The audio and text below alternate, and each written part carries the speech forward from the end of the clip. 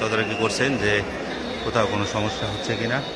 আমরা দেখতে পাচ্ছি বিভিন্ন গণমাধ্যম কর্মী তার আশেপাশে অবস্থান করছে। সেই সঙ্গে ভোট কেন্দ্রের বাইরে আমরা আপনাকে দেখাই, আপনারা দেখতে পাচ্ছেন ভোট কেন্দ্রের বাইরে পুলিশ, সেনাবাহিনী, আনসার সদস্যরা পাহারায় রয়েছেন। যে কোনো ধরনের অনাকাঙ্ক্ষিত পরিবেশ না হোক, এটাই আমাদের কাম্য। সম্মানিত আমিরাত, আমাদের এখানে স্থানীয় যারা কর্মরত ছিলেন তাদের সঙ্গে কথা বলছেন।